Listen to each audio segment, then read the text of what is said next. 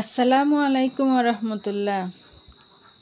আশা করি সকলে ভালো আছেন। নতুন একটা ভিডিওতে আপনাদের সকলকে স্বাগত জানাচ্ছি। আমার হাতে যে ওষুধের প্যাকেটটা দেখছেন এটা হচ্ছে রেনামাইসিন। রেনামাইসিন এমন একটা ওষুধ যা সকল খামারি ভাই বোন চেনে। এটা দুইভাবে বাজারে পাওয়া যায়, একটা ট্যাবলেট, অন্যটা পাউডার। রেনামাইসিন পাউডারের কাজ কি?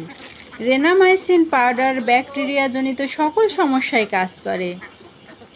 রেনামাইসিন এই ওষুধ আপনার হাঁস যদি ঝিম ধরে বসে থাকে, শ্বাসকষ্ট হয়, নাক দিয়ে পানি ঝরে, খক খক শব্দ করে, চুনা পায়খানা বা সবুজ পায়খানা হয়, ঠিকমতো না খায়, এই সকল সমস্যায় রেনামাইসিন কাজ করে। মূলত এই সমস্যা সবগুলোরই উৎপত্তি হয় ঠান্ডা থেকে।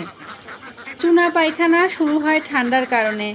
চুনা পায়খানা দীর্ঘস্থায়ী হলে সবুজ পায়খানা শুরু হয়।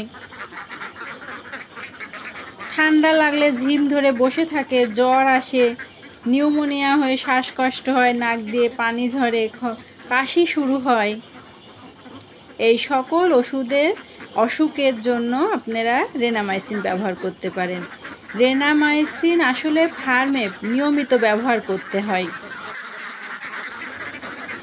যদি আপনার হাঁসের বয়স 2 থেকে 4 মাসের মধ্যে হয়, তাহলে 2 গ্রাম পাউডার 1 লিটার পানিতে মিশিয়ে সপ্তাহে 3 দিন খেতে দিতে হয়। বাচ্চা হাঁস হলে 1 গ্রাম পাউডার 1 লিটার পানিতে মিশিয়ে সপ্তাহে 3 দিন খেতে দিতে হয়। ডিম পাড়া হাঁসকে 10 দিন পর পর 3 দিন 2 গ্রাম পাউডার 1 লিটার পানিতে মিশিয়ে নিয়মিত খেতে দিতে হবে। বাচ্চা হাঁসকে সপ্তাহে 3 দিন খেতে দিতে হবে।